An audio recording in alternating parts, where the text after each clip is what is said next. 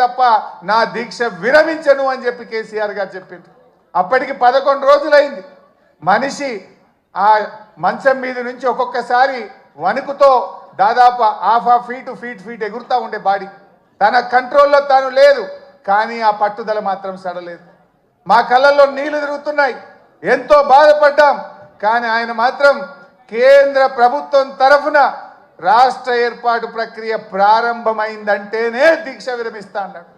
ఆ రోజు మీరే రాసి పంపండి అంటే జయశంకర్ సారు తన స్వహస్తాలతో తెలంగాణ రాష్ట్ర ఏర్పాటు ప్రక్రియ రాసి ఢిల్లీకి పంపిండు. గదే చిదంబరం గారు ఢిల్లీ నుంచి అనౌన్స్ చేసింది. అది ఆ రకంగా తెలంగాణ తెచ్చుకున్నాం.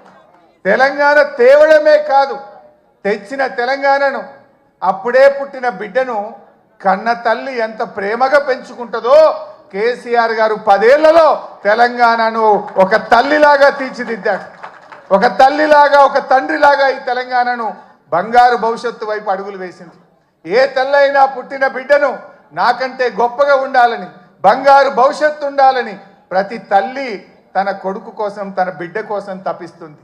అలా కేసీఆర్ గారు ఈ సాధించిన తెలంగాణను త్రాగునీటిలో, సాగునీటిలో, విద్యుత్ రంగంలో ఏ రంగం తీసుకున్నా ఈ దేశానికి రోల్ మోడల్గా, అన్ని రాష్ట్రాలకు ఒక మోడల్గా, ఒక దిక్సూచిగా తెలంగాణను తయారు చేసింది. కేసీఆర్కు తెలంగాణకున్న బంధం ఇది పేగు బంధం, తల్లి బిడ్డల బంధం. కేసీఆర్కు తెలంగాణ ప్రజలకు ఉన్న బంధం. కొంతమంది తెలిసి తెలియక మాట్లాడుతుంటారు, కానీ కేసీఆర్ ప్రతి నిమిషం తెలంగాణ కోసమే ఆలోచించిండు. ఈ మధ్యలో రేవంత్ రెడ్డి మాట్లాడుతుండు, నేను 2020 మ్యాచ్లు ఆడుతున్నా అంటుండు. నువ్వు 2020 ఆడతావేమోగా, నువ్వు 2020 ఆడవు. వాస్తవంగా నువ్వు 2020 దేనికి ఆడతావు అంటే పైసల కలెక్షన్కి ఆడతావు. అసలు నువ్వు ఆడే మ్యాచ్ అంతా కూడా తొండి, నీదంతా తొండి మ్యాచ్ ఉంటుంది, తొండి ఎగ్గొట్టే మ్యాచ్. ఏంది నీ మాటల్లో తొండి, హామీల అమలులో ఎగ్గొట్టేది ఉంటుంది నీ దగ్గర. కానీ కలెక్షన్లో మాత్రం 2020 ఆడతావు నువ్వు.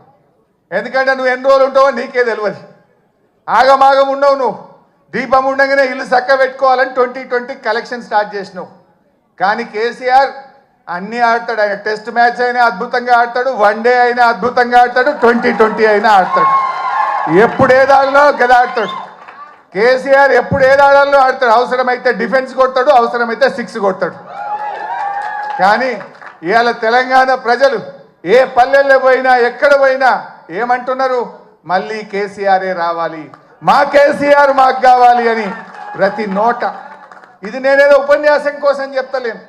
కారులో పోతా ఉంటే సిగ్నల్ పడితే పాపం ఉన్నది, ఇట్లా తలుపు కొట్టి అద్దం దించి సార్ కేసీఆర్ కావాలి, మళ్ళా మనమే రావాలి, వీడు బాగలేడని. అది ట్యాక్సీ డ్రైవర్ కావచ్చు, ఆటో డ్రైవర్ కావచ్చు, అది ఎవరన్నా కానీ, ఆ రోడ్డు మీద పోయే పిల్లలు కావచ్చు, మళ్ళీ కేసీఆర్ కావాలని మాట్లాడుతున్నారు. ఇది ఈరోజు తెలంగాణ సమాజం కోరుకుంటుంది. ప్రజలకు అర్థమైంది. ఎప్పుడన్నా